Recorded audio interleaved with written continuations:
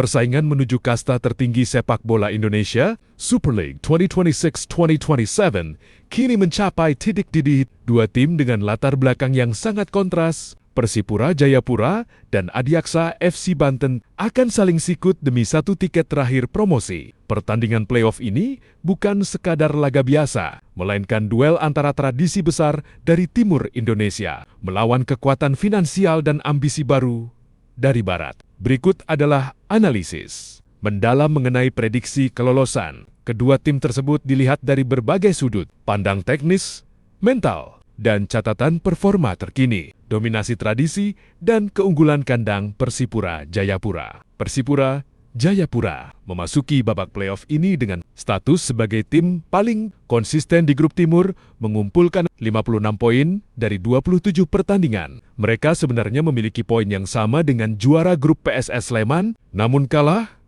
dalam catatan head-to-head. Kekuatan utama tim Mutiara Hitam musim ini terletak pada kedalaman skuad yang menggabungkan pemain senior berpengalaman dengan talenta muda. Papua yang eksplosif, faktor Stadion Lukas NMB akan menjadi senjata mematikan. Dalam format single match yang akan digelar di Sentani pada 8 Mei tahun 2026, dukungan ribuan supporter, Persipura akan memberikan tekanan psikologis yang luar biasa bagi Adiaksa FC.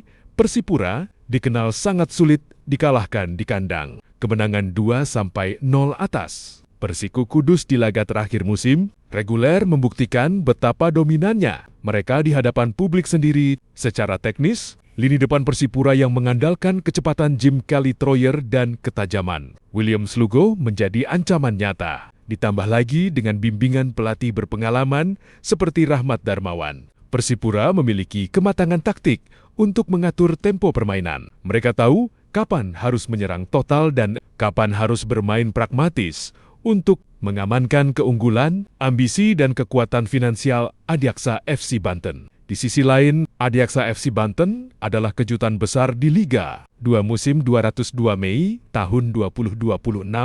Sebagai tim yang relatif baru di kancah profesional, mereka mampu menembus posisi kedua grup barat dengan 51 poin. Hanya terpaut satu angka dari Garuda Yaksa FC. Keunggulan Adiaksa FC terletak pada agresivitas mereka dalam bursa, transfer, dan kedalaman skuad yang diisi oleh pemain-pemain berlabel Super League. Lini tengah mereka yang dipimpin oleh pemain veteran, Makan Konate, adalah motor serangan yang sangat kreatif. Kemampuan Konate dalam mendistribusikan bola dan mengeksekusi bola mati seringkali menjadi pembeda di saat tim mengalami kebuntuan. Selain itu, ketajaman Ramiro Vergonzi dan Adilson Silva di lini depan menjadikan Adiaksa FC sebagai salah satu tim paling produktif musim ini dengan catatan 64 gol. Meski harus bermain sebagai tamu di Papua, Adiaksa FC memiliki mentalitas tandang yang cukup baik. Mereka terbiasa bermain di bawah tekanan. Atmosfer stadion lawan di grup barat yang kompetitif. Keberadaan pemain berpengalaman seperti Hasim Kipu dan Arif Satria di lini belakang memberikan rasa aman bagi kiper Jeffrey Wibowo untuk menghalau serangan balik cepat yang menjadi ciri khas Persipura. Analisis taktis dan prediksi pertandingan. Jika kita melihat gaya bermain, Persipura kemungkinan besar akan mengambil inisiatif serangan sejak menit awal, memanfaatkan lebar lapangan untuk memecah konsentrasi bek Adiaksa FC. Kunci bagi Persipura adalah memutus aliran bola dari Makan Konate di lini tengah. Jika gelandang pengangkut air mereka mampu mematikan kreativitas Konate, maka suplai bola ke Vergonzi akan terhenti. Sebaliknya, Adiaksa FC diprediksi akan bermain lebih menunggu dan mengandalkan serangan balik cepat melalui sayap yang diisi Miftahul Hamdi.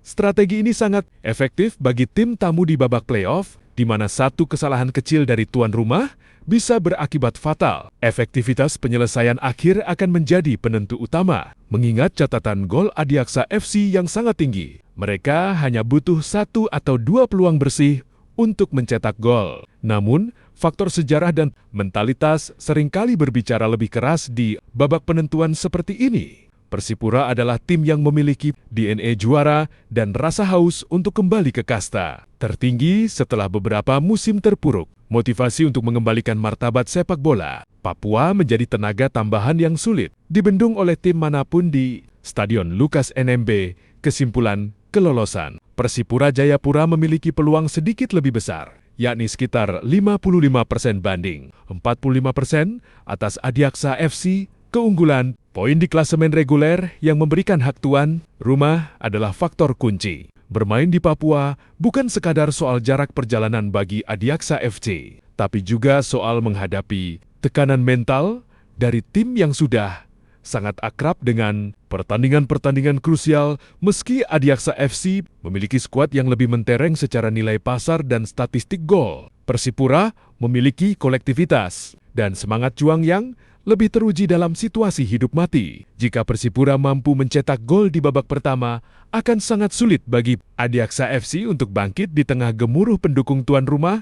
Sebaliknya, jika laga berlanjut hingga adu penalti, kematangan pemain-pemain bintang Adiaksa FC bisa menjadi pembalik keadaan. Satu hal yang pasti, siapapun yang lolos baik, Persipura dengan sejarah besarnya atau Adiaksa FC dengan ambisi barunya Super League 202 Juni tahun 2027 akan kedatangan kontestan yang benar-benar siap bersaing di papan atas.